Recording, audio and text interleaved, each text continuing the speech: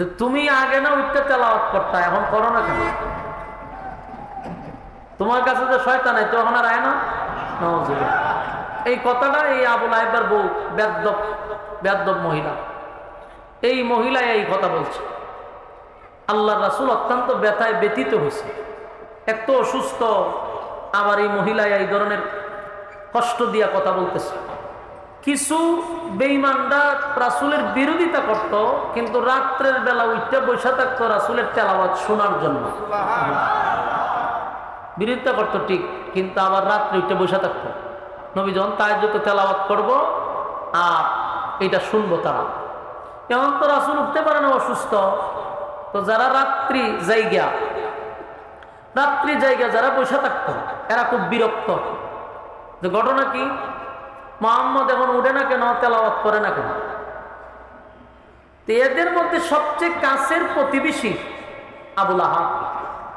এই আবু লাহাবের বউ রাসূলের বিরোধিতা করে সবসময়, আপন চাচি হইয়া, কিন্তু সেও রাত্রে আবার উঠে বসে থাকে নবীর তেলাওয়াত সুন্দর লাগে,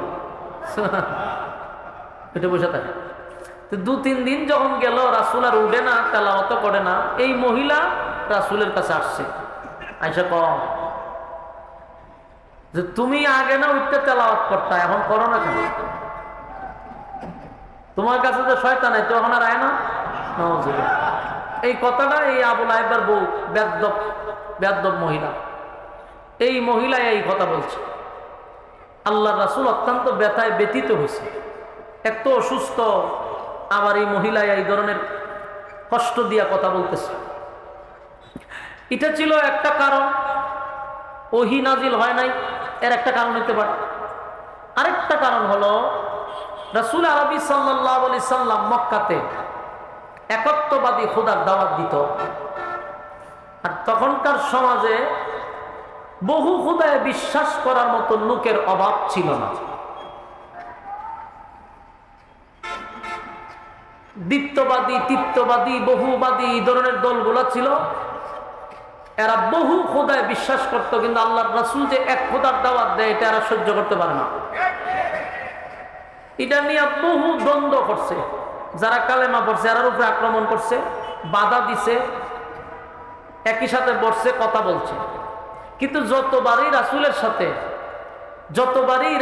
সাথে কথা বলে, কোনোভাবেই কথা বলে রাসূলের সাথে তারা পায়রা উঠে না। এরা রাসূলের কাছে গিয়া কয়, আপনার জন্মের আগ থেকে তো আমরা আল্লাহরে আল্লাহ হয়ে ডাকি, আপনি আবার কোন আল্লাহর দাওয়াত দেন? তার মানে এরা আল্লাহকে আল্লাহ বলেই ডাকে, আমরা আল্লাহকে আল্লাহ বলেই ডাকি। তো কয় আপনি আবার কোন আল্লাহর দাওয়াত দেন? রাসূল সাল্লাল্লাহু আলাইহি সাল্লাম যে একত্ববাদী খোদার দাওয়াত দেয়, এবং আল্লাহ রাব্বুল আলামিন এই মর্মে তারা যখন আল্লাহর পরিচয় জানার জন্য গেছে, যে আমরা দাওয়াত দেই, আমরা তো এই খোদারই মানি, তবে তাদের মানা আর আমাদের মানার মধ্যে একটা উল্লেখযোগ্য বেশকম আছে। তারা কিন্তু এক আল্লাহর অনেক সময় আল্লাহ বলে, এটা মানে, যখন হিন্দুরা জিগাইন অনেক সময় কইবে উপর আল্লাহ বালা জানে, এই কথা কয় উপর আল্লাহ বালা জানে। তার মানে বুঝা গেল উপর আল্লাহ একজন আছে যে এটা বিশ্বাস করে, কিন্তু হের বিশ্বাস আর একজন মুমিনের বিশ্বাস কি সমান? আমাদের বিশ্বাস আর মুমিনের বিশ্বাসের মধ্যে বেশ কম আছে। এই জন্য সূরা ইখলাস যে একটা সূরা, কুলফাল্লাহ সূরা, এই সূরাটা নাজিল করছিল আল্লাহর পরিচয় তুলে ধরার জন্য। সূরার নাম হইল সূরা ইখলাস, আর ইখলাস শব্দের অর্থ হইল খাঁটি। এই খাঁটি কেন রাখা হয়েছে? যে এদের আল্লাহ বিশ্বাস আর মুমিনের আল্লাহ বিশ্বাসের মধ্যে বেশ কম আছে। আমাদের বিশ্বাস হইল খাঁটি, আর এদের বিশ্বাস হইল উপর আল্লাহ আছে একজন ঠিক, কিন্তু আমাদের ধন সম্পদ দেয় লক্ষ্মীমা। কথা বুঝতেছেন নি? আল্লাহ একজন আছে, কিন্তু আল্লাহর প্রতিনিধি আরো 360 জন আছে। আল্লাহর প্রতিনিধি 360 জন আছে, এটা হলো এর বিশ্বাস। আর আমাদের বিশ্বাস হলো আমাদের এক মালিক ছাড়া আর কোনো মালিক নাই, আমাদের রব ছাড়া আর কোনো রব নাই, যিনি এক অদ্বিতীয়, যার কোনো শরীক নাই, যার কোনো সঙ্গী নাই, যার কোনো ইলাহ নাই। তিনি কারো কাছ থেকে জন্ম নেয় নাই, কাউকে জন্ম দেয় নাই। আমাদের বিশ্বাস হলো খাঁটি। কিন্তু এদের বিশ্বাসের মধ্যে বেজাল আছে। তো এরা রাসূলকে বলে যে আপনার সাথে আমাদের কিছু বিষয়ে কথা আছে।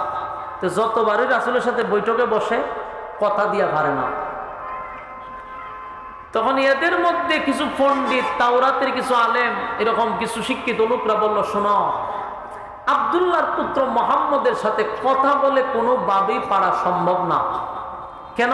ওনার কাছে যে এলেম আছে এটা আসমানি এলেম, আর আমরা যে এলেম নিয়ে তার সাথে টাক্কর দিব, এই দুনিয়াবি এলেম দিয়ে তার সাথে কথা বলার যোগ্যতা আমরা রাখি না। সুবহানাল্লাহ। এই কথাটার বাস্তবতা কতটুকু দেখেন, এটার একটা বাস্তবতা আমরা বোঝায়। আসমানি এলেম আর দুনিয়াবি এলেম দুইটার মধ্যে তফাৎ আছে। আমরার হুজুররা দাওরে হাদিস পর্যন্ত ফাঁস করে, আর দুনিয়াবি কিছু জাগতিক যারা শিক্ষায় শিক্ষিত হয় এরা বাংলাদেশের পড়া শেষ কইরা বিদেশে যায়, আমেরিকা যায়, ডিগ্রি দিতে দিতে একেবারে বাষ্প বইরা করে রাখে। এরপরও বেশি লাগতো না, আমরা ইউজুরে আপনি একটু বসায় দেন, আল্লাহর কসম করে বলতেছি কথা দিয়ে জীবনও পারবে না। আজ পর্যন্ত পারছে আলেমদের সাথে বয়াদের না উল্টে বিল। অনেক টকশু দেখছেন না, 4টা-5টা মিল্লা নাস্তিক বয়ের একজন হুজুরে রাখে।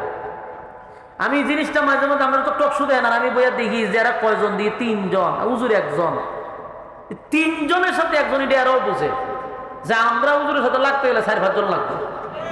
হুজুর 1 জন, এরা নাস্তিক বসায় রায় 4-5 জন। আপনারা মুরগি চুরার টকশু দেখছেন না, এই মুরগি চুরাইলে আর 5টা মুরগি চুরে লইয়া বইয়া এরপর একজন হুজুরের সাথে কথা বলে, এরপর হুজুরের কাছ থেকে ছুটতে যেতে পারে না। বাস্তব করছি না অবস্থা। আর একবার বলছি না আমরা আব্বাসী সাহেবের সাথে একবার মুসু শুইলা খুইলা ফেলাই দিছে সব। এরকম আমাদের আলেমদের সাথে কথা বলে পারে না কেন? এটা আসমানি আলেম আর এটা দুনিয়াবি আলেম। তো ওই 1400 বছর 1500 বছর আগে হেরাও বুঝতে পারছে যে আব্দুল্লাহর পুত্র মুহাম্মদের সাথে যদি কথা বলতে হয়, আসমানি এলেম জানে এমন লোক ছাড়া তার সাথে কথা বলা সম্ভব না। তো মক্কার লোকেরা হয় তেমন এই যোগ্যতার লোক হই পাইতাম হয়। মক্কাতে তাওরাতের আলেম কম, মদিনাতে আবার অভাব নেই। তাহলে তোমরা একটা কাজ করো, তোমরা মদিনায় যাও, এখান থেকে আয়ার ঘুরে লোক লইয়াও, আয়ার ঘুরে লোক আইন না আব্দুল্লাহর পুত্র মুহাম্মদের সাথে তোমরা এই বিষয় নিয়ে আলোচনা করো, তাহলে পারতা না, বারবার লজ্জা পাইবা। এখন একটা ব্যবস্থা তো করতেই হবে। এই 8-10 জনের একটা টিম মক্কার থেকে এরা 400-450 কিলোমিটার দূর দৌড়ায় গেছে মদিনায় গিয়া। তখনকার যে ইহুদি পণ্ডিত তাওরাত রিসার্চ করত এরার কাছে গেছে গিয়া, হয় ভাই সাহেব আমরা আইছি মক্কার থেকে বহু কষ্ট কইরা 400-450 কিলোমিটার দৌড়াইয়া আপনার কাছে আসছে। কেন আইছ? আমরা যে একটা বড় একটা সমস্যা লইয়া, আর এটা একটা সমাধানের জন্য আপনাদের কাছে আসছে। আমরা বাপ দাদার থেকে ধর্ম পালন করে আইতেছি, আমরা এই ধর্মের উপরে চলতেছি, কিন্তু ঘটনাটা হইল আমাদেরই বংশের, আমাদেরই রক্তের, আমাদেরই সম্পর্কের ভাতিজা, সে হঠাৎ করে একদিন বলতেছে সে নাকি রাসূল এবং সে একত্ববাদী খোদার দাওয়াত দেয়, এক আল্লাহ ছাড়া আর কোনো মাবুদ নাই, কোনো ইলাহ নাই। আমাদের যে 360টা মূর্তি আমরা খানায় কাবার ভিতরে বইরা রাখছি, এরা কোনো খোদা টোদা না। বিভিন্ন ধরনের বাধা আমরা দিছি, কিন্তু উনার এই কথার উপরে উনি অটল আছে, বিন্দু পরিমাণে উনি লড়ে না। আর আমরা ওনার সাথে কথা বললে আমরা হারিও না, আমরা একটা বাড়ি গায়ের জোর, সবসময় তার গায়ের জোর দেওয়া হয় না, যোগ্যতা দিয়ে তো কথা কইতে হয়। মানে আমরা তো এই জায়গা দিয়ে আটকা ফিরে থাকি, এমন কথা কয় যে আমরা ফেস লেগে যাই। মানে আমরা বহু দূর থেকে আইছি, আপনারা পণ্ডিত মানুষ, আমাদেরকে একটা সমস্যার সমাধান দেখাইয়া দেন। আমার কথা কি আপনারা একদম স্পষ্ট শুনতেছেন? কথা শোনা যাক? হ্যাঁ, আওয়াজ হইতেইব কিন্তু। তো রাসূল সাল্লাল্লাহু আলাইহি সাল্লামের বিষয়ে ইহুদিদের কাছে গিয়া তাওরাতের আলেমদের কাছে পরামর্শ নিতেছে। তো পরামর্শ শোনার পরে বলতেছে ঠিক আছে, আমাদের মক্কায় যাওয়া দরকার নাই, আমরা এখানে বৈশাই একটা সমস্যার সমাধান করার জন্য একটা বিষয় বইলা দিতেছি, আপনারা এই অনুযায়ী কাজ করেন। আপনাদের দাবি হলো উনি কুরাইশ বংশে জন্ম নিয়েছে বলে, হক। ওনার বাবার নাম বলে আব্দুল্লাহ, মান্না আমেনা। আচ্ছা, ওনার দাদা কি মোতাওয়াল্লি ছিল খানায় কাবার? বলে হয়। এরা কিতাবের ভাই চায় আর ওরা জিগায়, এরা উত্তর দেয় সঠিক। তাহলে উনি কত বছর পরে এই কথা বলছে? 40 বছর পরে। মানে এরা মিলায় দেয়, কথা কাছে মিলই আছে। এরা যে তাওরাত রিসার্চ করছে, তাওরাতে তো সব বলা আছে। এটার ভাই চায় আর জিগায়, যতটা প্রশ্ন করে ততটা প্রশ্ন মিলা জায়গা।